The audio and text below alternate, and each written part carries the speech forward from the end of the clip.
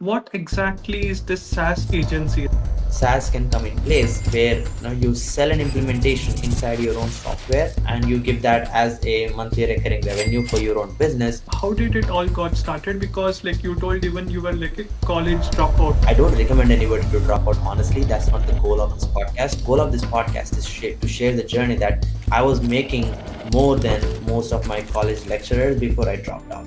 What are the most important skills one has to develop for this AI era to become great and becoming a millionaire? Yeah, you need to learn making money for other people.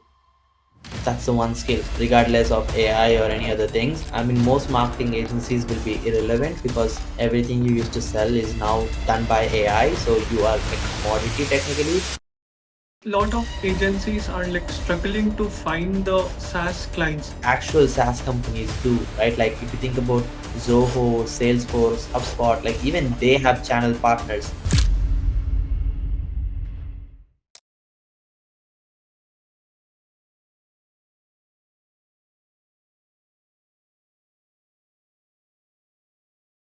Hey everyone, welcome to Real Knowledge Club Summit. Today we are thrilled to have one of the most remarkable guests with us, who is one of the Rack's richest stories, who is none other than like Nikhil Sai, who went from 19-year-old college broke dropout to becoming a millionaire by the age of 21, running a successful marketing agency which has produced more than $500 million in client results, and for his own agency he has scaled to like over from zero to like making more than $1 million.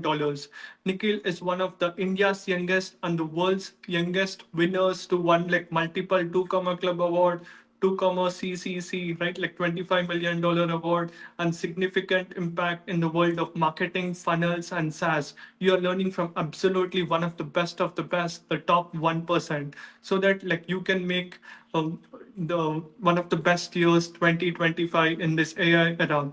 This interview is going to be broken down into four segments. First, you'll understand what is the foundation mindset required in order to succeed, the power of thinking big. Then, second is like the skill set. What skills is required for one to learn? Should you even do college degree or not? All those things you will be able to learn. And then tool set. What are the tools? How to go about? How you can use AI to make a world a better place to live. Without any further delay, let's all welcome Nikhil Sai to the Real Knowledge Club Summit. What's up, everybody? Thanks for having me, Akshay. Yeah. Hi, Nikhil. It's always a pleasure to speak to you. Thank you so much for taking your super valuable time. Yep. Amazing. Yeah. And yeah, Nikhil, I would love to know about your backstory, right? Like, how did you got started, right, into this online internet marketing from your 19-year-old to like right now becoming a millionaire? Yeah, I mean, it's a very typical rags to riches story. It's like the Slumdog Millionaire type of story. I started in a very small town, in the third tier country like India, and in a very small city in India as well. So the good thing is I was good with my communication skills. So I was good at speaking English. So if somebody's watching this, that would be the primary skill I would request you to acquire, which is be able to speak the language of the world overall. Because I was good at speaking English, I had opportunities which came up overall, which allowed me to do things in my life which I wouldn't be able to do without English. Now, coming back, just this average kid in school, trying to figure out life, and as traditional Indian parents pursue you to get that government job or that IT job, and become an engineer, which is the degree I was trying to pursue, but I dropped out because I was basically making more money when I was in college than my mom.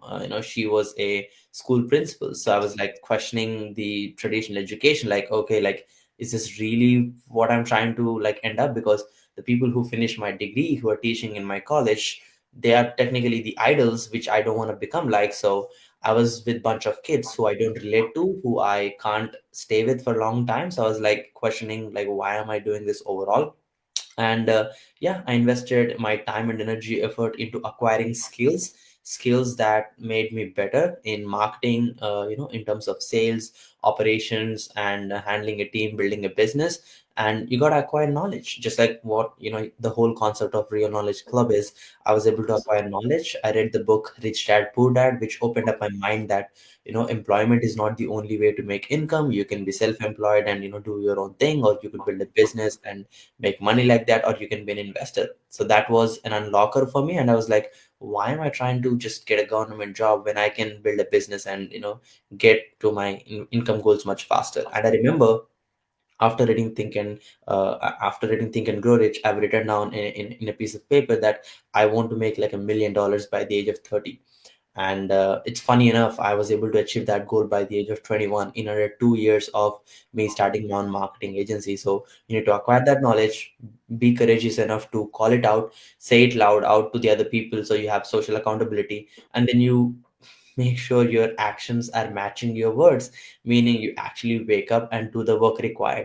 I was zoned in for 2 years with my laptop in my dorm room, taking sales calls, closing clients, and running my business. No focus on other things other than my business. So, laser focus on one thing made it happen. Absolutely, that's so amazing. I love that. And Nikhil, if I were to ask you, right, like, how did it all begin? Like, your parents, whether like very rich or like they helped you like with the silver spoon, or like, how did it all got started? Because like you told, even you were like a college dropout, right? Where Yeah. most people in India tell like you have to study in IIMs or like IITs in order to become like great millionaire and everything. How did you got that courage, right? Even to not go to like college because the society tells you have to get a degree and all those things. Yeah, I still think my parents are not that proud of me dropping out. So that's an Indian thing. So it's not, it's more of a cultural thing. But in reality, right, we are living in a bubble where we create our own reality because of our thoughts. So what is this college degree? Like, where did it come up from? Like the Rockefellers created the college system a few hundred years ago to create workers. And before the college system, people used to learn from people who they want to acquire skills from, or who they want to become like, right? So and the good thing is, I don't care much about what other people think about me, and that's, I think, one of the greatest qualities you can have if you really want to live life on your own terms. And you need to build enough cognitive power to be able to do that. So I realized, like, okay, if I'm not trying to be like them, do I worry about their words about me? And for me, the answer is no. It could be different for you, right? Like the peer pressure of what other people think if you're dropping out and stuff like that. I don't recommend anybody to drop out. Honestly, that's not the goal of this podcast. The goal of this podcast is to share the journey that I was making more than most of my college lecturers before I dropped out. So that was a clear signal that I'm outpacing my education ability, and I'm learning about mechanical engineering.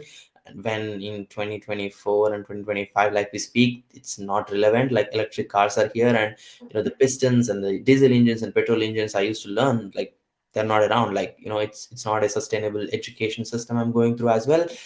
And Yeah, it's an interesting dynamic. And yeah, no, my parents didn't come from money. Neither we did have any money when we were getting started. We were living in one small tiny house when it was like it's as big as his office room, like 100 square feet overall. And we were just living as a family of four in it. And yeah, life is tough when I was growing up. But the good thing is, it instilled frugality in me, and the right way to use money when it comes to only if it's required, and not go on blowing it out. And that's one of the reasons where I only invest on things which matters the most, which is again building skills that help me become a better person, which makes me build a bigger business overall. So that's one thing I was focused on. And my parents, even though they didn't give me a lot of money, I believe, especially my mom, she instilled good belief systems. I'll share you a quick story so you understand what I'm talking about. When I was young, we were out, like it was Diwali festival, and we were buying crackers. And like there is this big line of crackers, and you buy in kilos, you put everything in a bag, and then you wait and you pay the price. That's how it works in our city back then. So as a little kid, I didn't know. I took one of those little crackers and I put it in my pocket. Then after coming out, I was showing it to my brother, saying, I got this cracker for free. And my dad saw me immediately. Then he said, go give it back. So that was like, oh, like I cannot steal stuff. So that like get into my subconscious very well, that I created a belief system, and I created a moral to make sure like I'm doing the right thing when somebody pays me, and that really compounded. And that's one of the reasons my clients refer me very well, and I get good business in referrals. And most of the connections I have end up working with me for a reason, because the morals, the ethics are on point. Absolutely, absolutely love that.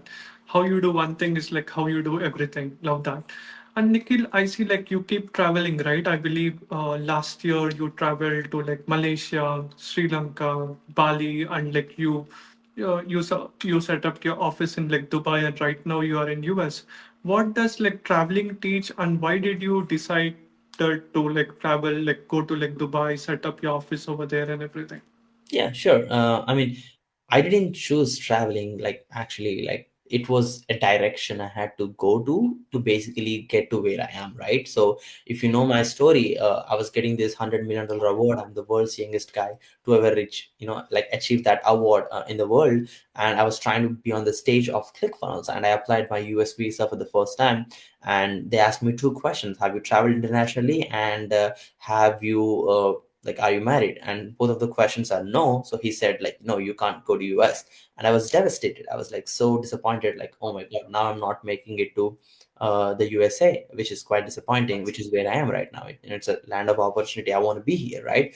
So that's where I created a plan where I paid consultants, again, playbook, right? Like if you want to solve a problem, pay the people who know how to solve it and get the exact action plan and execute it. So they said, hey, you know US consulate, they don't trust Indians much. Like if you, especially if you're a dropout kid and you're not married and you never travel internationally, because I was just focused on my business. I don't need to travel, right? I can just run my business on my laptop.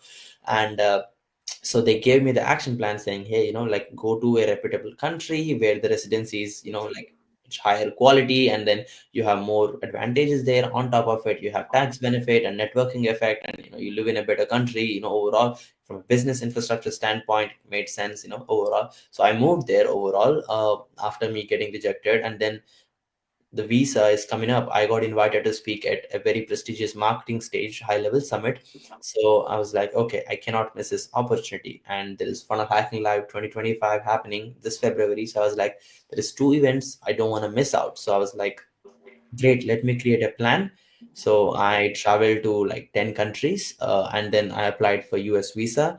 I presented myself. I paid a lot of consultants, understand how I should present my case to be able to get approved even after rejection, which is a very big deal. It's not usually easy to get rejected and then get approved. And I was able to crack it overall. And now I'm just going back and forth. I was in Mexico 5 days ago when you invited me to this podcast, and now I'm in US back, and I'll be in Vegas, this February to get my awards. And before that, I was speaking, traveled a lot overall, because I have a lot of friends and clients in the US who I haven't met. I've been doing business with them for over years and years and years.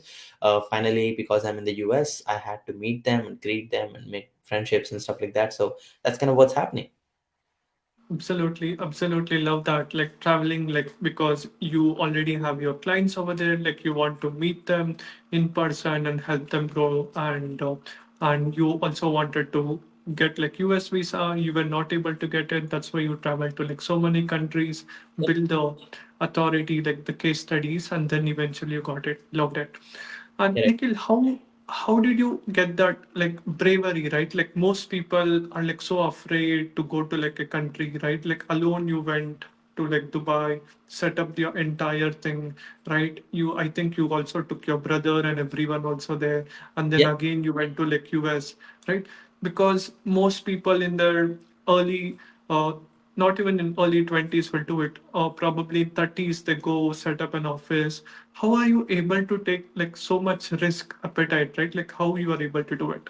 sure. Like when I was getting started, I had nothing to lose. So that was the biggest motivation. Like, hey, like I'm already in the worst state of my life. What else can go wrong? Like I'm already like at zero. Like I can't go to negative. So like nothing to worry. Like let's just go all in. Then once you start your business actively and you start generating revenue, you have money leverage, meaning you have capital that can make sure you're taken care of. So like going out and setting up a company in Dubai is, like it's interesting enough. It requires capital, right? And and everything else you do, traveling wise and business wise, it requires capital. So if you have enough cash flow, you don't need to be worried, because most problems in the modern world, because we are living in a capitalistic society, can be solved with money.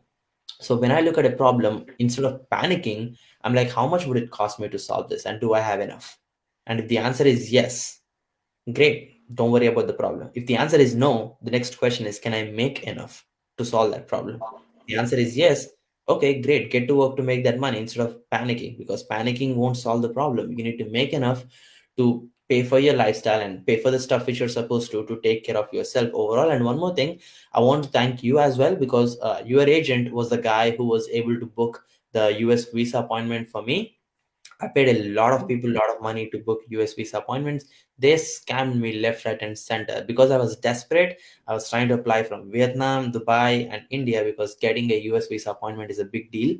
I was in Bali, I remember, and I paid your guy. And within like 2 days, he said, "Hey, you got this appointment. You need to come to Delhi." I was like, "What?"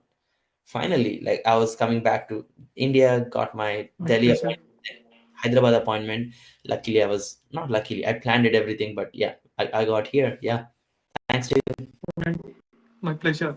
I believe instead of trying to reinvent the wheel, if somebody has done it, we just have to follow the process, right? It becomes so easier. Yeah. Right. All right. And Nikhil, how to set the goals? There are so many people right now trying to crack their head. Like, should I write down in like the sticky notes? Should I write down on the vision board? What to achieve? How to achieve? Right? Can you tell us like break down about while you were getting started, as you told, like you wanted to become a millionaire by the age of 30, but you were able to achieve it by 21, right? What was the vision, mission, and principles? How do we set the goal? What is the best framework one has to use in order to reach the goal? I think if you have enough pain, you take action. Like if somebody comes to me and say, "Hey, I have this goal, I'm unable to achieve it." My question is, do you really have it as a goal, or do you have that as an idea? Right? There is two different things, right? Like you have your like good to haves, and then you have your absolute needs. Like if it's an absolute necessity for your mind to achieve success, you will figure it out most likely, because we are capable human beings. I don't believe in motivation much. Yes, it does play a good role in success, but like I think it's, you just gotta do the work honestly. And if you feel the necessity to do the things required to challenge yourself, and you enjoy going through the process, and you keep your continuous learning curve, and you're reinvesting in yourself, and you're not giving up, I think the ultimate choice is success. I don't care if you're writing it on a board or vision board or laptop or phone screen wallpaper, it doesn't matter to me. I mean, it's good. Like I'm not a huge fan of manifestation and stuff like that, because again, I believe it's input output. You do the work, you get the result. You don't do the work, you don't get the result. It's as simple as that. Regardless if I have it on my screen wallpaper or not, like it doesn't matter. Regardless if I'm writing my goals every day and meditating for 45 minutes, it's great if you can do that. But like if you can just get to work, that would be a much better outcome, in my opinion, because that's what I used to do. Right? I wake up, I work, I eat, I work out, I sleep. That's pretty much my life for like 2 years. And that's one of the reasons I was able to get to the goal so fast. Even from my background of, being a dropout kid who couldn't even speak English when I was getting started with my agency. So yeah, like pretty much that's how I think about goal setting. Like you need to create reasons for you to work. You get complacent, I get complacent too. Sometimes I don't feel like working, like every other day happens 7 times a day, honestly. But it's like, do you have a strong enough reason to keep going forward? That's the question. Or are you complacent? Are you getting comfortable where you are? That's a question for you to answer. If you don't find the motivation to do it, and you don't feel like doing it, then don't do it. Find something which actually motivates you overall. And if you say something and you don't do, that means it's not important for you, right? Like I come across people who say, "Oh, I want to do this and this and this," but all they do is sit down and watch movies and Netflix and scroll reels. I'm like, good luck. Like you said something, but it's not important, it's not a necessity for you. Nobody can change that for you other than yourself. So you gotta get it here right, and then automatically you start working towards it, right? If you're hungry, you will hunt automatically. Like if you're hungry enough, like you will find something to eat. Like it's just how we are built overall. It's a necessity, right? But Yes. yeah, like if you want an Armani suit, you might or might not want to work hard enough to make it happen, because it's a want, it's not a need. So you need to make your goals as absolute needs, and you need to condition yourself to achieve them. And there is no substitute for hard work. Let's just put it that way. It's easy to sit here and speak like a motivational speaker, but it's hard to sit down and actually do the work. And that's what I've done in the last 5 years. Absolutely, absolutely love that. It's all about like working, right? It's not about some manifestation or like writing the goal. Wake up, do the work, do the sales call, do the boring work consistently day on day, right? I love that. Now, Nikhil, what are the things one has to follow or like not follow? Like while you were on your process, right? Like were you watching movies, were you playing mobile games or like on your laptop, were you watching sports, right? What were the things like you were doing, right? Because most people, like you see in the engineering college, they play that game, right? What's that game name? I forgot. No, like PUBG. most of PUBG. Most of them play PUBG. When we go in like bus or train, most people play one more game where they just keep doing.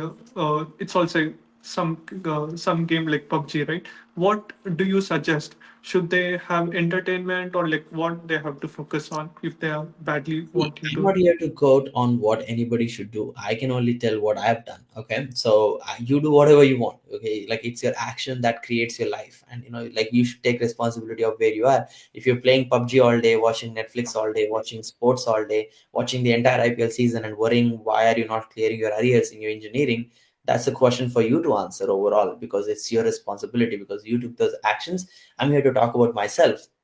I'm pretty ruthless when it comes to my own lifestyle. So I decide a one big goal which I want to achieve, then I cut everything else which is not helping the goal overall. I was super cutthroat before. I made like a lot of money, which made me financially free. Now I'm a little bit relaxed overall because again, it's all about working smart after a certain level, pulling those three, four actions which make the most amount of money instead of trying to grind after a certain scale. So I'm at that stage. But yeah, initially I was pretty cutthroat. I don't watch news. I don't watch sports. This is me. I'm not saying you should do this. You do whatever you want, honestly. But this is about what I've done. No partying, no weekends. Like, my phone used to be on grayscale, so I don't watch any entertainment content.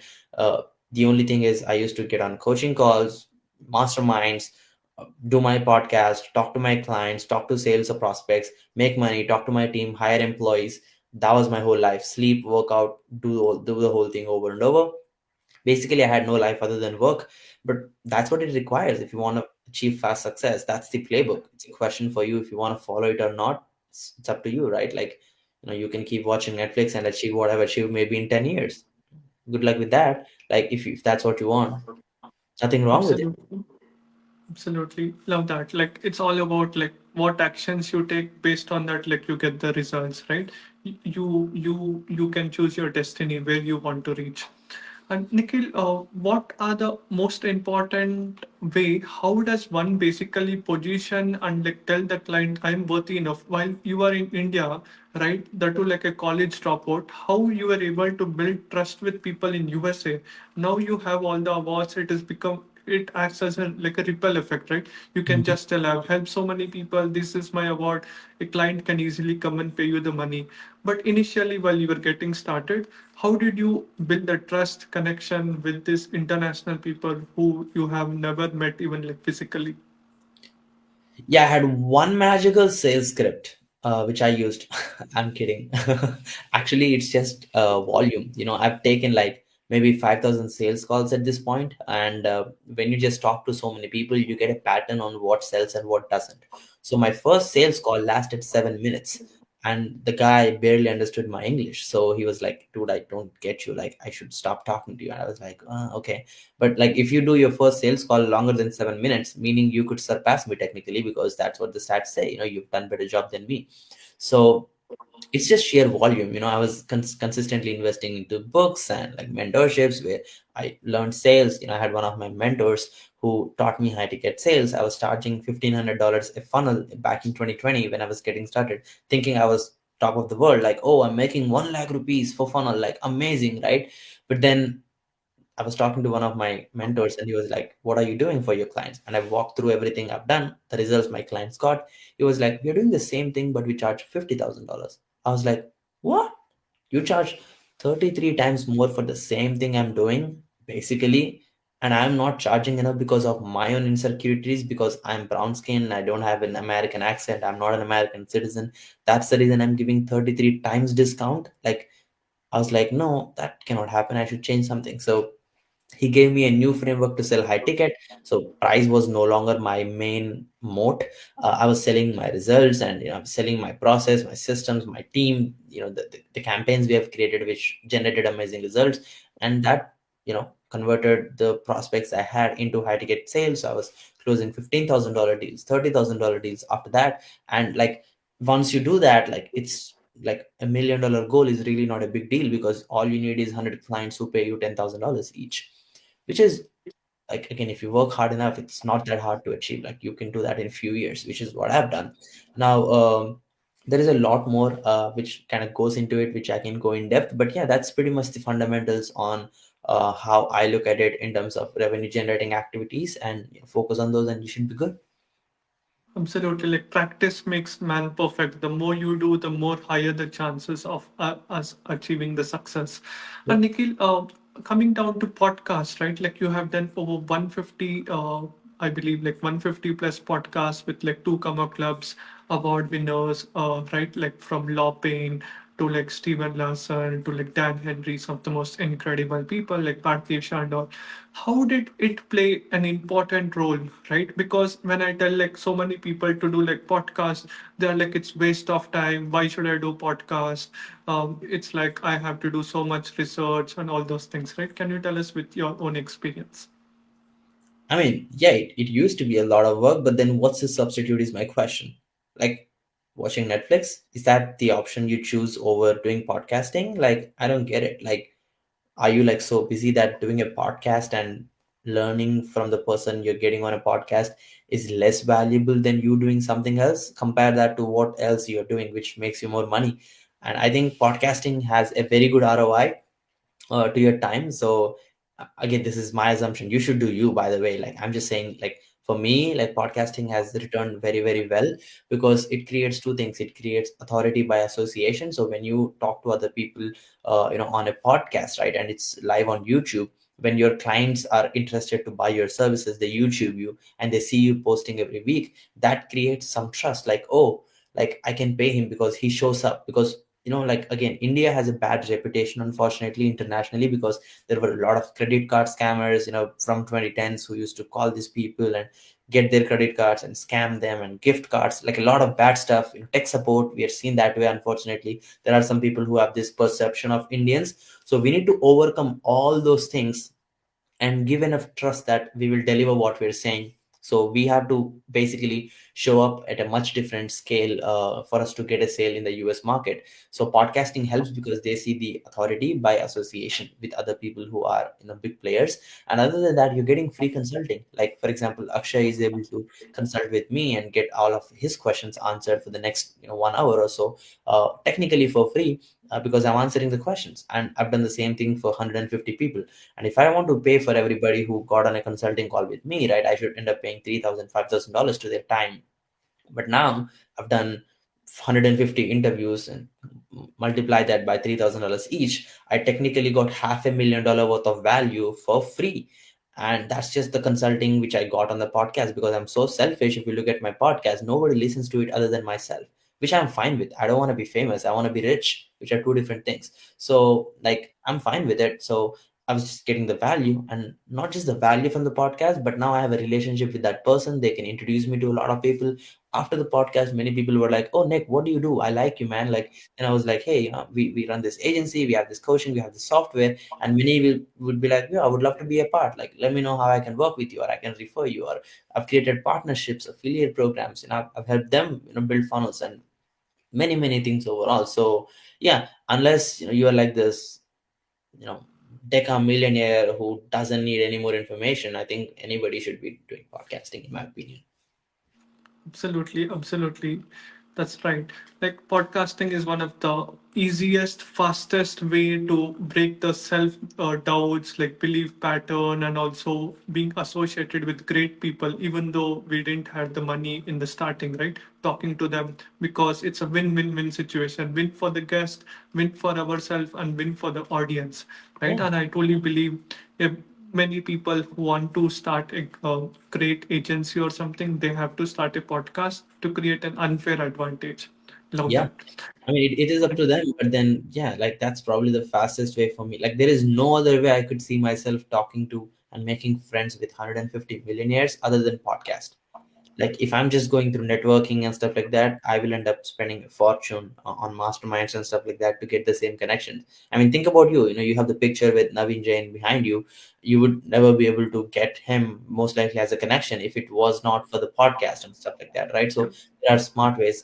Like, it's like the third door for you to connect with highly successful individuals overall. So, you know, there's many things which landed me opportunities because of having a podcast. I'm not saying you should do podcasting. I'm saying that's what helped me. So it's up to you if you want to follow it or not. Absolutely love that. That was amazing.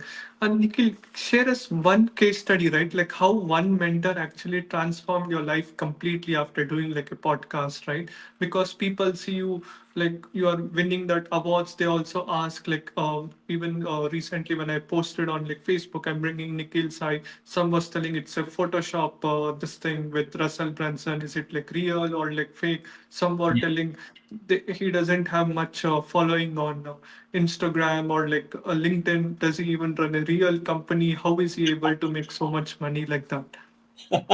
I love that. Actually, that's an interesting point to discuss about. And I get that a lot. Initially, it bothered me, but then I realized, like, why would somebody's doubt really make me doubt myself? And it was pointless for me to worry about it. So now I laugh about it overall. So funny enough, when I didn't get my US visa, right, I can't just let the opportunity go. So I had to find some way to get on the stage. So I worked with Parthiv Shah, who's also a two Kama Club winner, and he helped me to send my cutout, which was 6 feet, which is a little bit taller than me. And Russell Brunson was kind enough, to put me on the stage as a cutout. So they put a cutout on the stage, to receive my $100 million award, which we have helped our clients achieve. And funny enough, when I use that picture, most people say it's Photoshop, which I'm fine with. Like, make fun of me. I don't care, because your opinions don't bother me anymore. But yeah, like that's one of the key things, right? Like I don't know, a few hundred followers on Instagram. My Instagram got blocked so many times. I don't know why. So my Facebook have no more than I think 2,000 friends when I made $1 million. My LinkedIn barely has any connections, and like that's the thing. You don't need huge following. People confuse income with following. That's not true. Like, you don't need so many people to make so much money. You don't need to be famous to make a lot of money. So I was not focused on building my social media. Even today, like, I'm not focused on posting reels and going viral or stuff like that. Like, that's not my focus. My focus is how can I attract a $10 million business and help them make an additional $1 million so I can charge them $100,000. That's kind of my point of view right now. And do I need like 1 million followers to do that? Not really, because the client I'm trying to close, he won't care if I have 100 followers or 100,000 followers. The only thing matters to him is if I can get the job done and make him money. So yeah, like, I get that a lot overall, and I don't think there is anything wrong. If I were you, I would be more skeptic. Like, why would you trust a brown kid who sound like shit, who's claiming to make $500 million and now interviewed all these people and speaking on stages and moved to Dubai and traveled to 10 countries? Like, I wouldn't trust myself, basically. So I don't doubt that you are not trusting me, which is fine. Go double check credentials before you pass comments. That's the only advice I have, because I've done this so many times. When you see somebody successful, right, you can do two things. Number one, you could be like, wow, interesting, how did he do it? Let me dig and learn something from it. That's, I think, a better approach. The other approach is ignorant, like, oh, that's a Photoshop, that's a scam, like nobody can do that. I think it's this and this and this. He's lucky, it's easy, like for him, he had rich parents, that's why he made all the money. Like, his parents are from Dubai, that's why he's there. I don't know, like, then you become ignorant and you don't get the point, which is the learning is missed overall. So I take the first approach where I'm like, if somebody is making more money than me, I'm like, I don't care about your age. What did you do better than me? Teach me. I'm humble enough to do that. And that's a question for you. Are you arrogant or humble? Is a question for you to answer whenever you're looking at somebody. So if your instinct, right, like, again, you want everybody to be successful, but you don't want them to be successful more than you. It's an interesting human psychology. So if somebody is doing better than you will intrinsically feel like you are inferior. Now you want to hate on them subconsciously. So if you change that belief system and say, instead of hating on them, how can I learn from them? Because let's admit they're doing better than me. What can I learn? Because there is a million people I come across who are better than me, who I try to learn from, and I don't let my ego of winning the $100 million award, or doing podcasts or speaking on stages come along and stop me from getting that help. I'm always humble. I'm like, hey, congrats. I love that you achieved this. Uh, what's the thing you can teach me? I'm happy to learn. Pay the price, or be a connection or whatever that is overall, to acquire those skills. That's what matters the most to me overall. Absolutely, absolutely. Loved it. It's being open, having an optimistic mindset is what will give you like more opportunities. Thinking from a pessimistic mindset, fear, scarcity mindset, most people will never get there. Right? When you see a rich, when you clap and when you admire them, you also will tend to become richer. If you are like trying to complain or like bullying them or like telling something bad, it just reflects you and you'll never be able to reach that. Now that. Yeah. Amazing.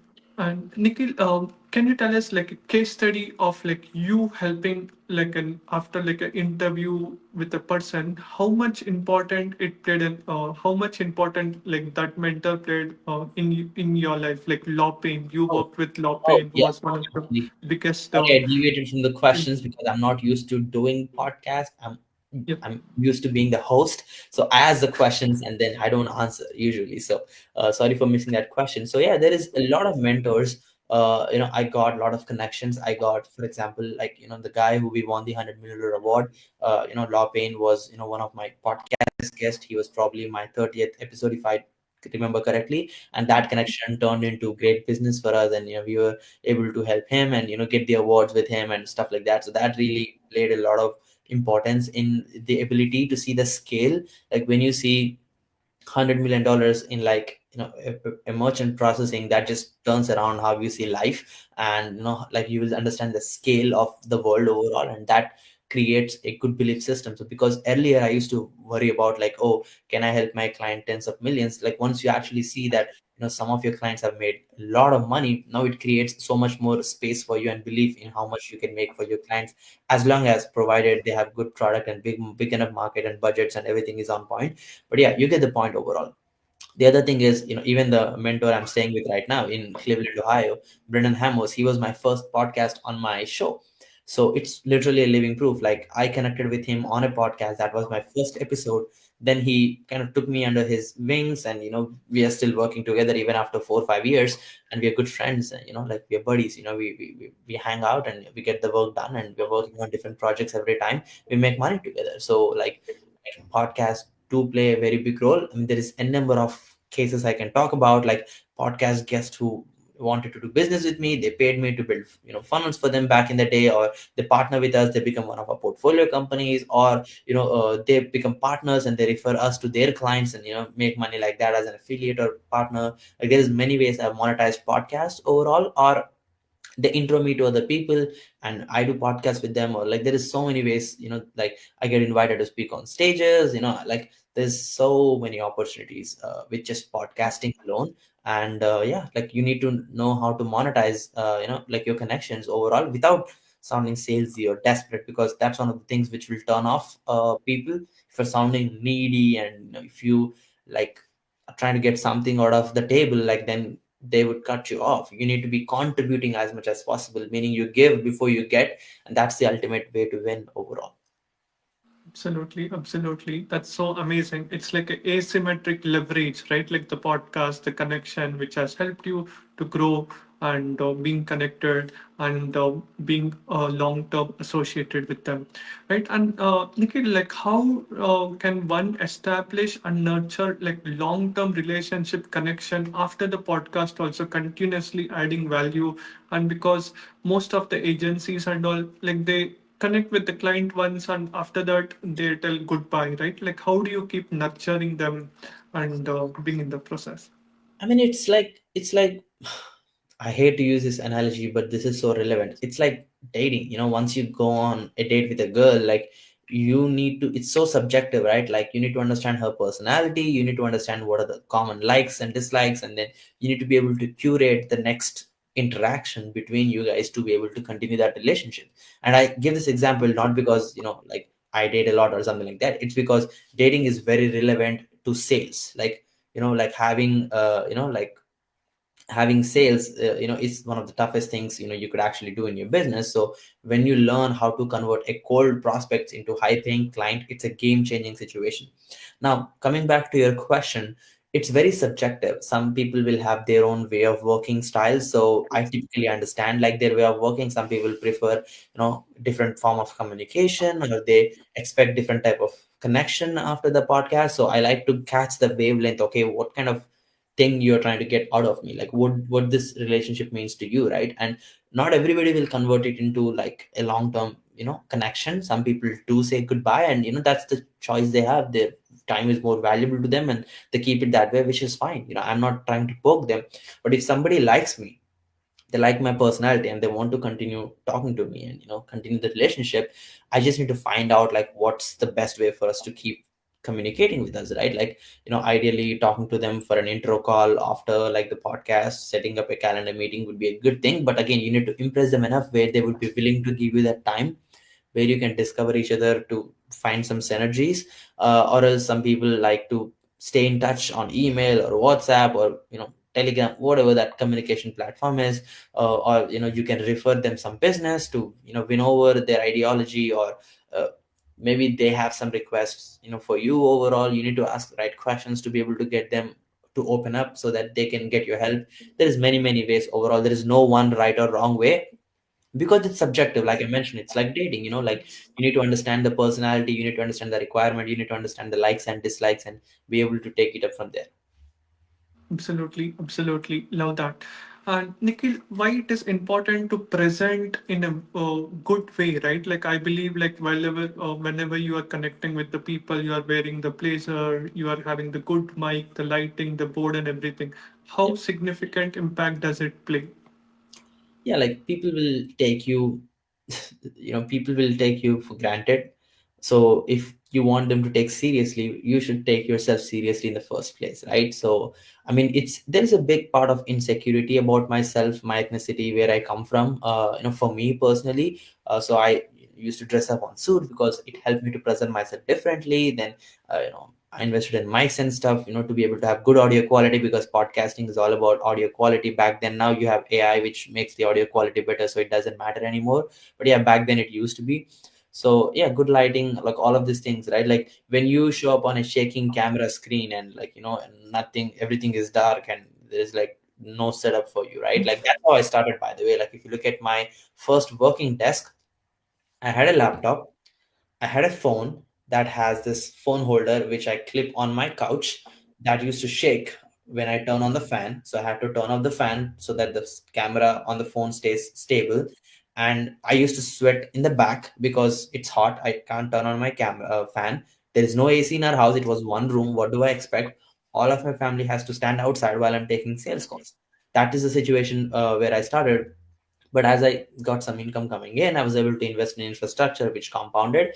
And yeah, like people take you less seriously than how much seriously you take yourself. So me showing up in a good way can definitely impact. Now I don't wear suits a lot these days, because I'm kind of past that situation where it's kind of like, okay, whatever, it doesn't matter, do I want to wear suits every time, kind of situation. But yeah, it's always good, like you present yourself better, you have more points. They subconsciously trust you a little bit better. It helps you in closing rate, trust me. Absolutely, absolutely love that.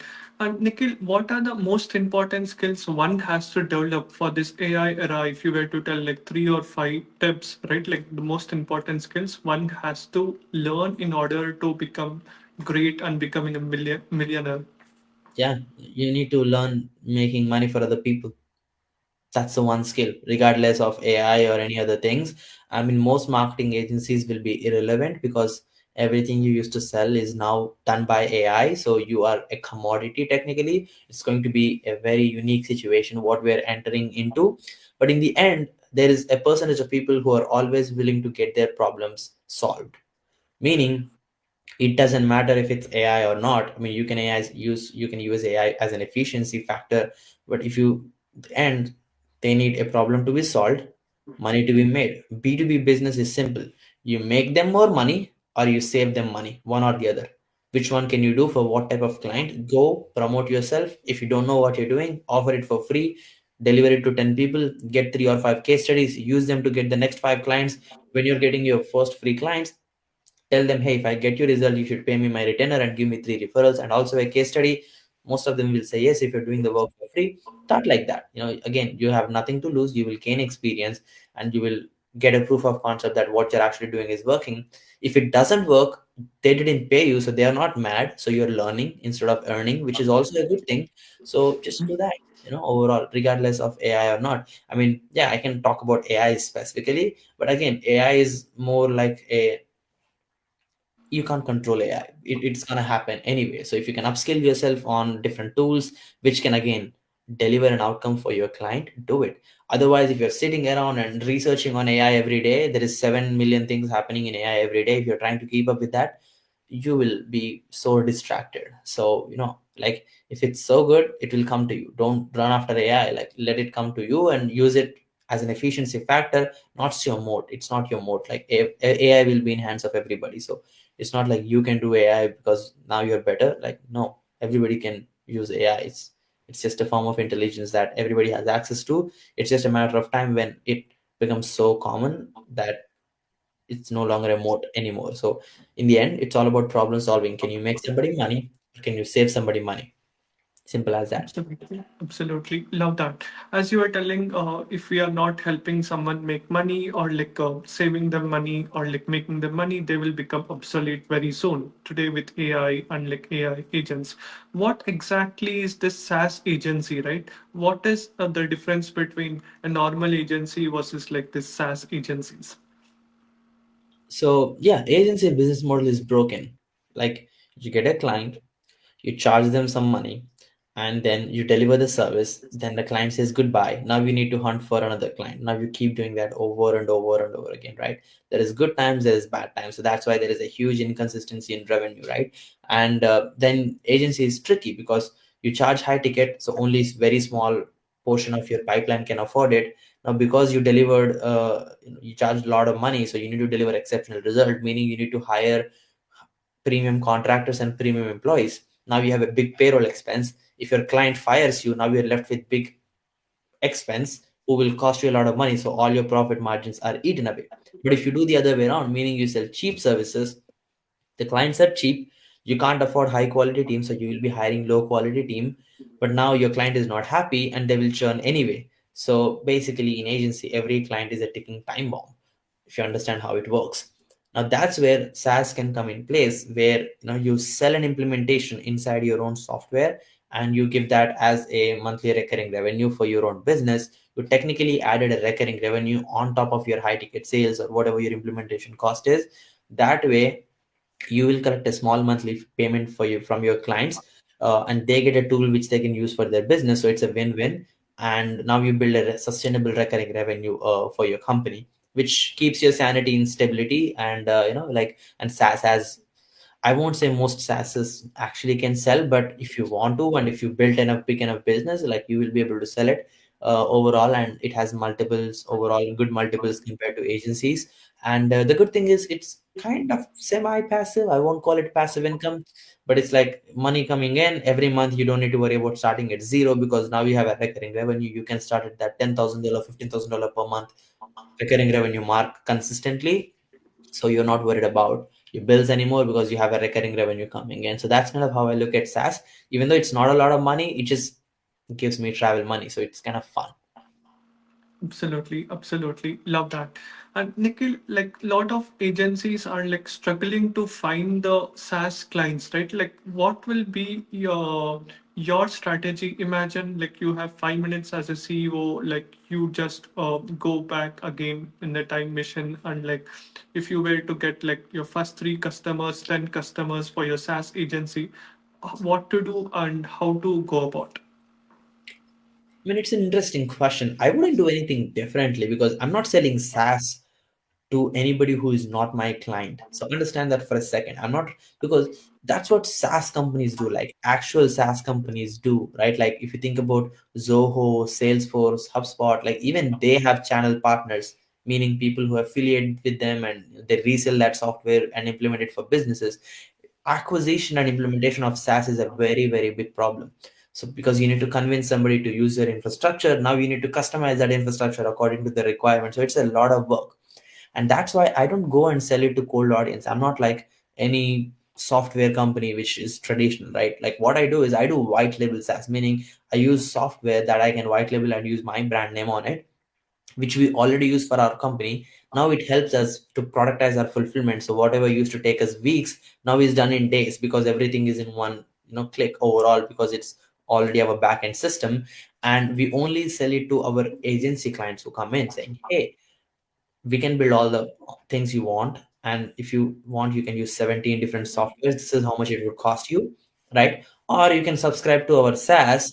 It has everything you need, and we will be able to support you because you're already working with us. It's 497 a month. It's not a big deal, because it's like customer mindset, right? Like when you sell somebody a bus ticket to go from point A to point B, they will always complain, oh, why am I not getting the window seat? Why is the air conditioner not working? Why is this guy sweating beside me? They're a cheap customer, they always complain. But if I sell a Ferrari, right, to somebody to go from point A to point B, the last thing the Ferrari owner will complain is about the gas price. It doesn't matter to him how much the fuel cost is, because he's a premium buyer. So when I sell my service for 5, 10, 20, 30, 50, $100,000, the last thing my client will say is, oh, I'll look for a cheaper SaaS option. No, they don't, because you position the client and you created a different experience. You are solving a problem that makes them money. Even when you're pitching your SaaS, you are saving them money, saying, "Hey, Mr. Client, you can buy the 17 softwares which cost you $5,000 a month. Now we have 17 subscriptions, 17 logins. It's complex to manage this. If everything breaks, you need to check where it broke in 17 things. Or you can use our tool. It's one-fifth of the price or one-tenth of the price, and we have everything, and we will be with you if there is anything wrong. So you can trust us. They already trusted you for your service, so they most likely will say, okay, no, I'll go with your SaaS. So that's kind of how I see it. And acquiring completely stranger SaaS users directly is a big challenge. Like you need to, if you're only selling SaaS, you can only charge small monthly recurring revenue. Then your acquisition cost will be so high that you will lose money acquiring that client. That's why most software companies lose money. They raise VC funding, they acquire customers in the hope that the customer stays, all of that jazz. I do the opposite. I want to get paid to get a SaaS client. So I want to get $20,000 into my bank account to be able to sell them on a $500 a month service, sorry, software. Wow. That's kind of how I look at it, and that is the playbook I would follow if I'm looking at agencies overall. That's crazy, amazing. And Nikhil, as you told, right, like you are targeting people who want to have a Ferrari, right, and who don't care about the fuel, right? That's amazing analogy. I love that. Now, when you told like you're charging $20,000, right? Who are these type of customers? Because most people are not even able to charge $500,000 like for one-time setup, right? How you are able to do it? What is the mindset? Who is this audience? What goes behind the scenes in order to help them set up like a $20,000 thing? Yeah, I mean, if you solve real problems for big enough companies, you can do that, right? Like, the question is, again, this is an interesting analogy. The easiest way to stay broke is selling to broke people. So if you go to a business who is barely making $5,000, right, and you try to sell to them, when you ask them $1,000, that's one third of their money. Yeah. That's a big ask. Oh my God, like why would I give you one third of my money? And now you say, oh, pay me $500 a month for software. They would be like, no, I can find this somewhere else cheaper, XYZ, XYZ. You're a scam, this and that. Like you hear all the bullshit. Now, no, like completely respect. Like if somebody doesn't have money, like I get it. Like I've been there. I was broke than most of the people who are watching this overall. So I respect the situation, but like I have limited time in my life, right? I know there is a clock ticking behind me, and one day I will be dead. So if I have limited amount of time in my life, and if there is one thing I can control, it's how I use my time. Why will I spend on broke people trying to sell them on products when I can go after solve a big enough problem and get paid high ticket? That's my mindset. So I'm like, okay, who's the biggest person I can solve a problem to, and go pitch them. Don't worry, I mean, you might suck first, but then you keep doing it, you get better at it overall. So there is many niches you can go after, but you need to make sure you're charging 1/10 of what they make. So when somebody is paying me 200,000, like $20,000, they would be at least be already making $200,000 a year, or month overall. So they have, now I'm asking a 10% budget instead of one third typically, and they make it monthly, so it's not a big problem for them, right? So it doesn't matter which niche, what kind of, again, it depends on your solution, right? Like, I'll give you an example. We were able to help syndicators, like capital firms, raise money. And when somebody has a fund, right, like they have a $10 million, $50 million raise happening, they typically have a 2% marketing budget for it. So a $50 million raise already has $1 million marketing budget for it. Technically, they will give it to capital raisers, or they spend it on marketing if it's a marketable fund. So if I go to a person like that and say, hey, I'll build a marketing system for you to raise this money, give me $20,000 from his $1 million marketing budget. $20,000 is what? 2% of it, or whatever that is, right? It's not a It's a big very deal. small amount to them. Yeah. Exactly. So you need to crack that code on who you can go and like sell to overall to be able to get there. But yeah, once you get there, it's just do it over and over. Absolutely, absolutely. It's like targeting the whales, right? Who already have like big money with them, big marketing budget, and helping them. It's like helping winners win more in a simple line, if I have to tell, right? Yep. It's And it's Nikhil, easy to help winners win, and yeah, you need to find that one winning type of client. And again, you need to be valuable enough for a winner to look at you, because winners, they have horse blinders. They don't care about BS. Like if you say, "Oh, I'll work for free," this and that, winners don't care. They are happy to pay the price to get the results. They have horse blinders. So you need to be valuable enough where you can get into the network and show your solution, where they intrigue and they ask like, oh, that's interesting, I want to buy your stuff. That's the psychology you need to be using, because winners don't like to be sold, they like to buy themselves. So you need to provide information for them to make a decision. You can't do like high pressure Wolf of Wall Street sales tactics on them, because they can sense that bullshit from 7 miles. absolutely, absolutely love that. And what are some of the niches like you will recommend to the people? Because most people are like, my niche does not have money, right? Only there is one specific niche. Can you tell us about that? I mean, it's again a very subjective question, right? Like if I say, oh, go and help contractors or real estate guys, like does that mean you should just stop everything you're doing and run behind them? Like, I don't think that's a smart enough idea. What I look at is, regardless of what niche you can, help, there's always top 1% in that niche, right? Like there's always broke coaches and coaches who make money. There is always, broke publishers, and there is always publishers who make money. There's always broke real estate agents, and there is real estate agents who make money. There's always broke doctors, and there is actual practitioners who make money. So it's not the niche, it's the target audience. Like, what level of sophistication you're trying to go after. Niche is no magic overall. Again, you are a service person, meaning you make them money and you charge a piece of it, or you save them money which they're already losing, so it's a much easier sale. So I think Absolutely. niche does matter, but it's not a lot overall. I look at a 3P formula, meaning you need to have passion for the problem you're trying to solve, meaning you need to have some excitement to solve it. You do care about the problem a little bit. Then the second P is the problem needs to exist, meaning you need to solve a real world problem. I see so many people trying to come up with absolute BS to sell something to somebody. That won't work. Like you can only sell what people want to buy. You can't just push your idea into somebody's throat and ask them to buy. That doesn't work. So the problem needs to exist, then the profit needs to exist. That's the third P overall. So passion, problem, profit. As long as those three things are aligned, it doesn't matter the niche, you can make money, in my opinion, which worked out for me. Absolutely, absolutely. Love that. And Nikhil, is it possible to get those kind of clients in India, right? Like someone paying $497 per month for the SaaS and like $20,000 upfront service fee? Or like is it only possible like global market like USA, UK, Dubai, who is already very rich? I mean, it's an interesting question. So there is definitely market sophistication. I mean, I'm talking about a 10 times bigger economy. So US is a 30 plus trillion dollar economy, while India is still at $3 trillion. So there is different purchase power parity, which is, there is a 5 times difference here. So if I'm selling something here for $20,000, I need to technically sell it for 5 times lower price if I'm doing the same thing, in India as per PPP. Is that my focus? Not really. But is there people who can spend $20,000 in India? Absolutely, there is people who can spend.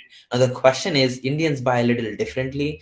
I mean, we are a little more money conscious. It's not a credit big society. In US, people have business credit, personal credit. It's much more easy. Money cash flow is easy overall. People make buying decisions. In US, people take risks a little bit bigger. They don't mind going into debt to build their business. In India, it's the opposite, right? Like, you only want to make your business work, take the money out of the business, like, treat your business like a little differently than US. It's a different dynamic. But to answer your question, will people pay? Yes. But again, you need to target the top 1% of the 1%, because India is, unfortunately, not there yet in terms of sophistication. Like, you need to go after like that top person. Because again, if you look at Salesforce, right? If I'm not mistaken, I might be wrong, so don't quote me on this. I saw like they're doing $1 billion in software sales in India. Salesforce is an enterprise software. They charge lakhs for monthly subscription for a company. So yes, like, say, company like Salesforce is able to make $1 billion in India, meaning people are willing to pay. Can you solve a big enough problem is the question again. And do you really make them money or save them money is another question for you to answer. If you solve it, you Absolutely. Absolutely. Love that. It's all about identifying the top 1% and like connecting with them. And Nikhil, when you told about the top 1%, right? How can basically people in fact go and connect or like pitch and talk to them, because they're already like so big? That's the questions what many agency owners may have, right? They may be having large teams already, they have like in-house team and everything, right? While someone goes and tells them, will they tell yes or no? yeah. How do you pitch them, or like how do you talk to them, because they have so many VAs, personal assistants, marketing team?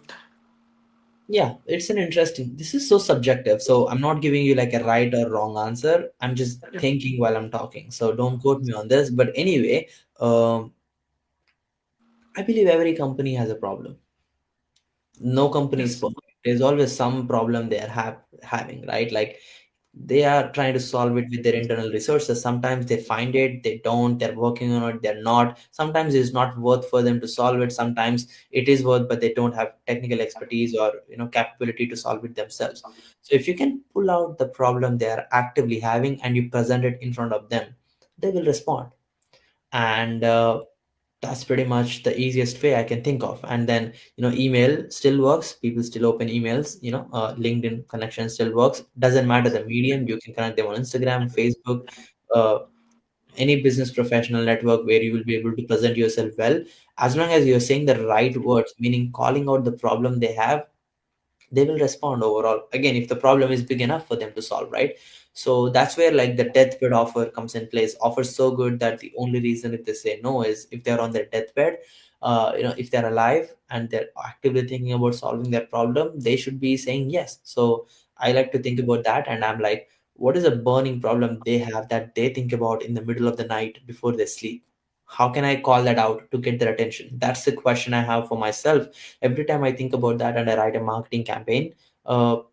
It pretty much works out, because now you're calling out exactly what they're looking for, and now it's much more easier for you to get their attention because you're saying the right words. Right, you're calling out the right problem that they're already trying to solve. absolutely. That's so amazing. And Nikhil, for all the people who are watching this, if you were to hire someone inside your team, right, what are the qualities like you see in them? Oh my God, like there's so many. Again, we have like internal value systems. We don't, like, again, I like to hire people for attitude, meaning going all in, and having that mindset, that ride or die type of situation. And again, can I hire like balanced 9 to 5 employees and stuff like that? Yes. Is that a choice at the moment for me? No, because I have access to enough talent. So again, the ability to acquire skills, ability to speak truth and stay humble, and ability to give constant feedback, and be able to improve, and don't have egoistic opinions overall, and don't talk behind people overall, and just try to get stuff done as committed, and come up with ideas, contribute to the board, contribute to the team, and yeah, really make it a basically an exciting environment to work with. Those are like few attitude requirements. Skill is not an issue. I mean, if you already have a skill and you can prove it by doing a sample work, that would be great. Actually, most of my team is hired from the same playbook, meaning instead of them waiting for my job posting, right, they have said, hey, I built this piece of funnel for you, I've written this copy for you, look at this content I edited, here is the automation I created, like look at this. So I was able to qualify them for the skill. On top of it, I could see they're already all in with their execution, so all I have to validate is their attitude, if they're good enough. So that's kind of how I look at it overall. And I used to be a big, oh, give more jobs, hire more people guy before, and right now I realize like that's not the pathway. You got to be capitalistic, you got to be capital efficient if you really want to sustain, because at times I had huge teams and huge infrastructure cost, which doesn't honestly make sense. Like you got to be lean overall, because it's better off to have 3 A players instead of 20 B players. That's the conclusion I came to. My team is still decent size, but I'm I'm just saying curious to know how many team members you have right now in order to help so many people. it's Are like they from India or they are from US? we have a combination. Like I have employees in US, in Dubai, and like in Asia as well, in Pakistan as well, in India, a lot of them, and we hired some in South Africa, South America. So we have a combination of people overall. So they're all over the world. We have decent double dozen amount of people, but not just the things. We have contractors as well. Additionally, depending on the project, which we pick overall. So it's kind of interesting dynamic. So those are like the basic things I would be looking at. I've tried the whole bulky go more people. At peak, I had like 50 employees on my payroll. It's just a lot of management, and things get lost overall. And like you need to have like A players in, and then they would run the business instead of you trying to make every nickel and dime. Otherwise, you would get operationally burnt overall. Absolutely, absolutely. Love that. It's like you're hiring the A players who are wanting to learn, who are ready to experiment, who have that long-term mindset, and who is ready to take feedback, right? Yeah. Love that. And Nikhil, what are the tools like you use in your day-to-day basis, right, for your team management, client management, and what are your favorite AI tools? Again, I'm not, if like I tried the AI thing honestly and it boggles my mind, then I just go into the rabbit hole of searching the next new AI and this and this and this and this. Like it's distracting at this point. I believe like vertical AI agents will be a big thing that will be bigger than SaaS. So I am betting on it. I think it would be a big deal overall. So implementing AI bots that can do the stuff for your clients is a big deal. I think that's gonna pick up very soon in the next few years.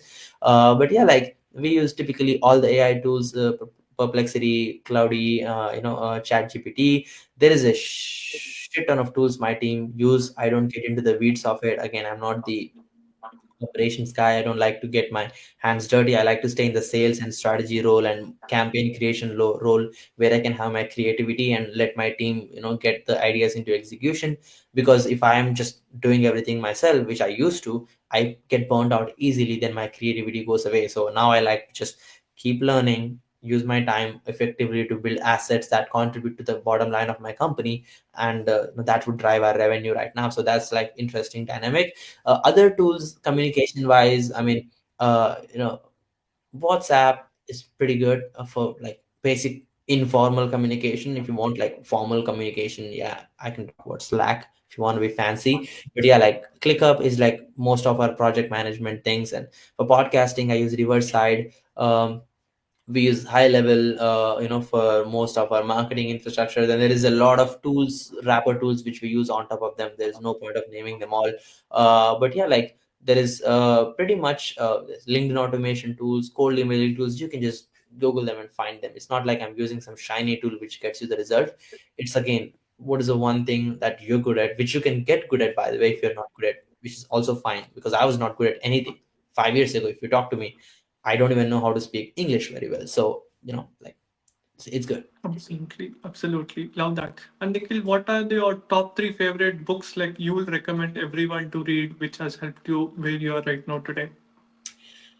Again, it's a very subjective question, meaning I would recommend different books for people in different situation. And it's not just books, there is also source of information outside of books. I'm a big podcasting guy. I listen to a lot of podcasts. That's probably a much faster way for me, like listening to TED Yeah. Talks or podcast, or whatever that is overall. But yeah, if it comes to books, like the things which played a big role in my life, initial stages, like I'm talking about myself. So Rich Dad Poor Dad was a big one that kind of introduced me to the world of wealth, which I didn't know existed. So I kind of opened up my eyes. I was closed, before. I was like, what's happening? Like, why am I stuck in this situation? Then, it was a big eye opener. And How to Win Friends and Influence People, great book. Once you learn what's in the book, you will pretty much be able to read other people's mind when you're talking to them. So it helps a lot in sales, communication, podcast, everything in your life. It starts with you opening your mouth. So I think reading that book is absolutely worth it. Think and Grow Rich. Again, if you want to talk about marketing, 100 million offers, 100 million leads which you have behind you. And then you have Russell Brunson's book series, which is pretty decent. Sabri Subi's book series, like Sell Like Crazy. Grant Cardon's book series. There is operational books like Principles by Ray Dalio, and 10x is easier than 2x. There is just so many books. Again, I'm more of a audio guy, so I plug in my earphones and start listening to music. Overall when I'm in working out mode. But before I start music, I start with my podcast, or a book summary, so I get a 30-45 minutes version of it.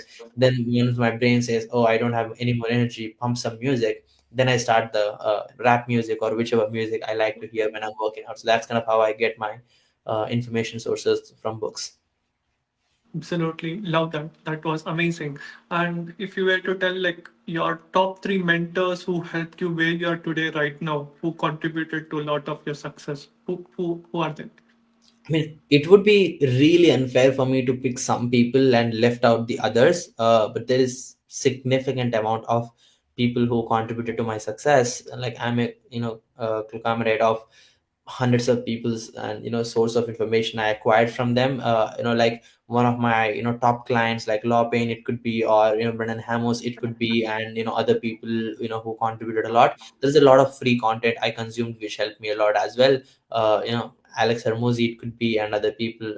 Overall, there is a lot of people who I listen to, which I get a lot of insights from. Most of my podcast guests I learn from. I've invested over $300,000 here. So masterminds, coaching, connections, every person I connect with, I try to learn something from them and teach them something at the same time. So there is a deposit of value on both sides.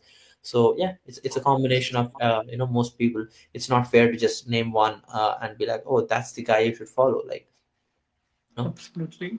Love that. And Nikhil, what investment gave you the highest ROI? I believe like you are investing so many on the mentors, right? Like coaches, consultants. I believe also you bought a house for your parents. You are buying the car and everything also. What gave you the highest return? What was the best investments and the worst investments you have done?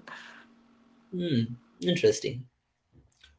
Um, my best investment is always in myself. There is no questions. So when I invest something to acquire a new skill set, that's probably the best investment I had. And it compounds the most, right? Like, let's say if somebody is listening to this and they have, I don't know, $200, right? They can be like, oh, what stock market should I buy? What crypto coin should I buy? Or they could pay 1,000 rupees for Udemy and finish 3 courses that week, right? Which can give them skill sets, and it doesn't take more than 20 hours to learn a good skill set. Like right now, I'm still learning English accent. Like I'm trying to speak like an American a little bit more. I paid some people to coach me on that, right? So there is always skills you need to acquire overall, because I'm focusing on public speaking and speaking on events and being a speaker long run. So I'm trying to improve on that skill set overall, right? So it's always the best investment is on me. I mean, I'm not a flexi guy. Like, I'm frugal. I don't like to waste money. Again, I bought my parents a house when I was 20 years old, if I'm not mistaken. And the cars and stuff, like, it's fine. Like, I'm not big on them. But the good thing is I've invested in a offline business in my own hometown. I think I invested like 15 lakh rupees or something, which is $20,000, back in the day in 2021. Now that business generates 20 lakh rupees, a month in revenue. which is Oh, pretty big, right? So I could have bought like a Rolex for the same money and get my ego high, like, oh, now I'm validated because I have this piece of watch on me, which I don't have, by the way. This is an Apple Watch. But yeah, I'm not a big flex guy, so I'm very functional. Again, I was in Vegas, I was in California, I was in New York, Phoenix. I've been traveling all over the US. In US, it's also, even in Dubai, it's a very flashy society. Meaning, you need to put those Gucci's on. Like, if you know the LA style, if you know the Vegas style, you gotta have those Rolexes on. You gotta travel in that supercars, Miami, like all of this stuff. It makes some people insecure. I believe luxury is a scam. Meaning, when you don't feel validated by yourself, you borrow the authority saying, oh, now I have LV t-shirt on me. Now this t-shirt is more worth than me. Now you need to believe me. You need to trust me. So I believe it's an insecurity wrapper. So you feel secure about your personality type. I don't have insecurity because I don't care what somebody thinks about me. So luxury doesn't impress me. That's not my medium. And the reality is, most people above you, they don't care about luxury either. They are not impressed if you have Gucci on your Rolex. They think about, what can you do for me? Can you make me money? Let's do business. I won't buy from you because you have a Gucci on you or Versace on you. I mean, some people do. I don't, get me wrong. I might invest in here my keyword. I'm not trying to boost my ego by buying luxury. If I dress myself well with luxury, items, I could get more attention when I'm in networking events. Trust me, that works. I've seen that working very well. So I might invest in luxury items for that reason, so that I can open up more conversations. But it's still ROI for me, because like, I'm opening more conversations, which creates more business, not the other way around, where I'm insecure and buy to boost my ego overall, and feel more secure because I have luxury items. absolutely, absolutely love that. Like simplicity, frugality is the way to go, and the way to scale and invest on the things which can be producing you like monthly return. As you Yep. told, like you helped your brother set up the car washing like the showroom in Hyderabad, I believe, and with 20 lakhs now every month they are generating more than 20 lakhs per month. That's incredible, Your right? goal of running a business is to produce enough income to invest in assets that produces cash flow that pays for your lifestyle. Your goal should be financially free. Now, if you spend 0 rupees a month, you're already financially free. You don't need to worry. But if you invest in assets and your lifestyle cost 5 lakhs, 10 lakhs, 20 lakhs a month, and you already make that much enough for, from your businesses passively, it creates so much freedom in your life. Now you have no more scarcity mindset. You're not worried about your bills. Now you can think freely, right? So it's great to get there overall, in my opinion. So I think there is nothing wrong with frugality. I think it's a great personality type if you're getting started. You can do you if you want to blow out and like spend on things, like do whatever you feel like doing. I'm not saying you should do this or that. I'm saying that's the pathway I walked in, and I don't care about much of that thing. So I'm fine with looking like a brokey most of the times. I'm fine with that overall. Wearing like a Zudio t-shirt, I don't mind. So I'm fine with it. Absolutely, absolutely love that.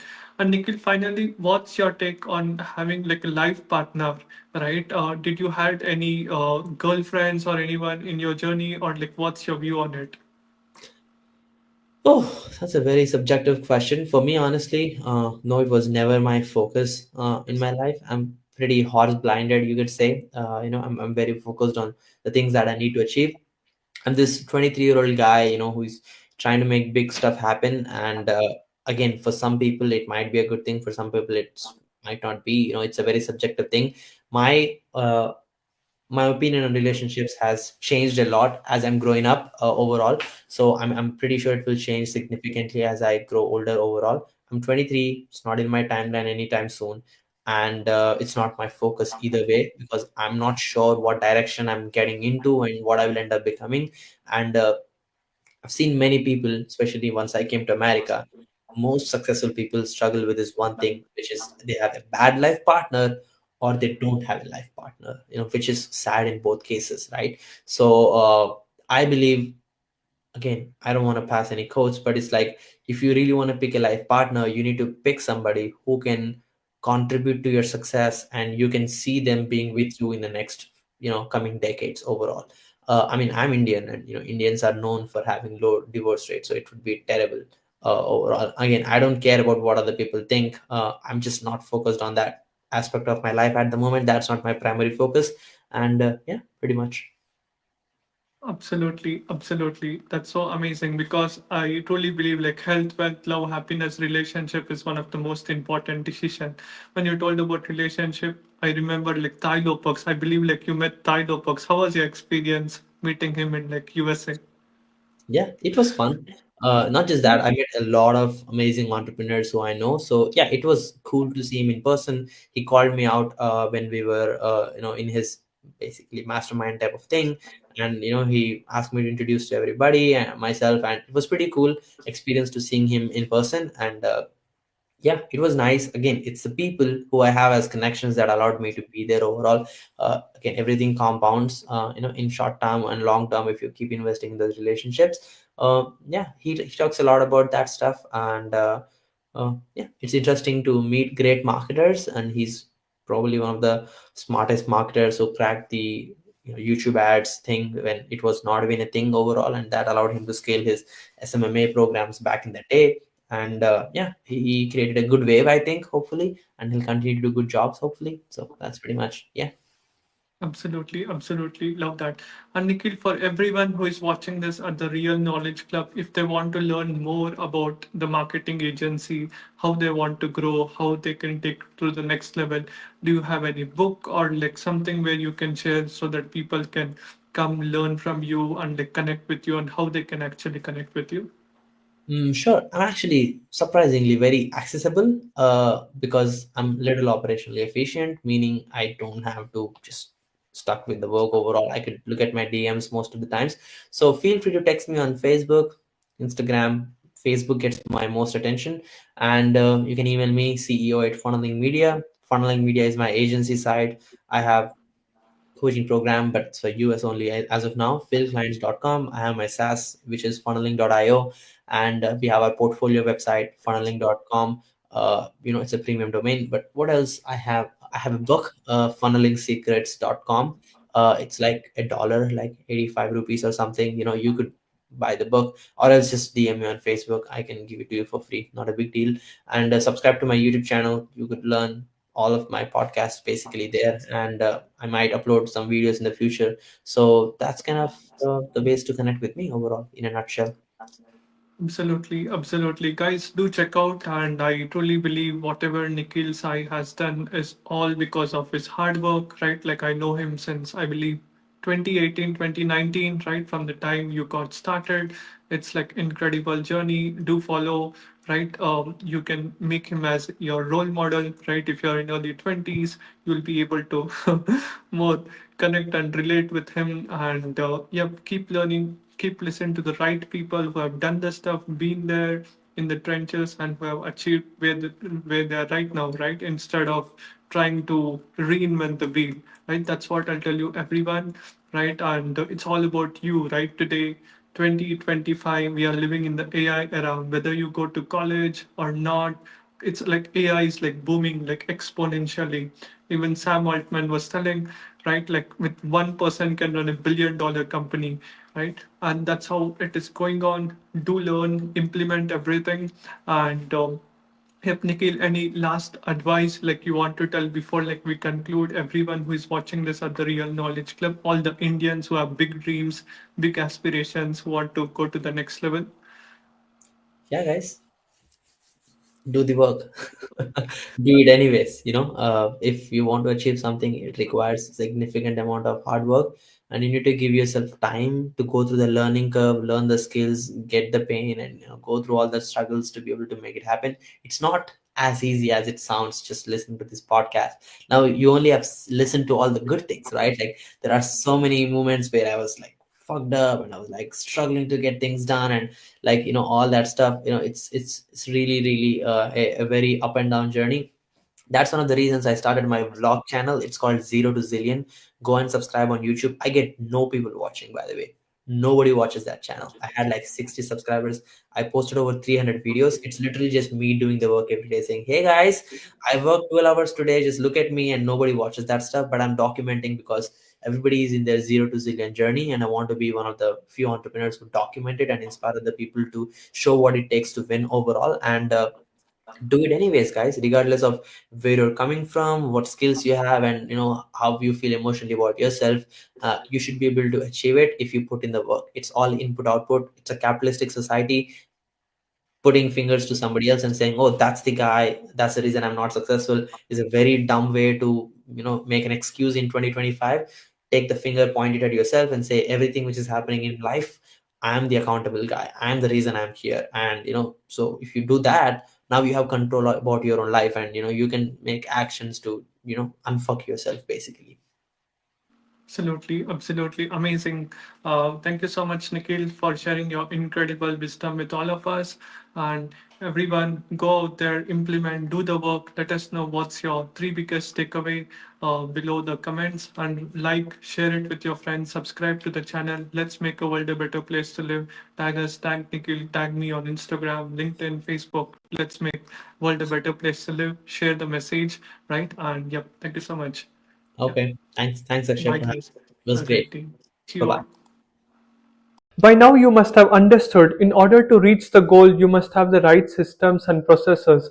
If you're like a coach, consultant, entrepreneur, and you want to have a system in place, like a proper funnel, landing page, like webinar, and want to make the webinar even more persuade like a you need a persuasive script, and you need an LMS, learning management system, to launch, like put out your course, like a proper system and a community and everything, like with right WhatsApp automation, CRM, and everything. And what you can do is, like, you can book a call with us in the link in the description, me or my team.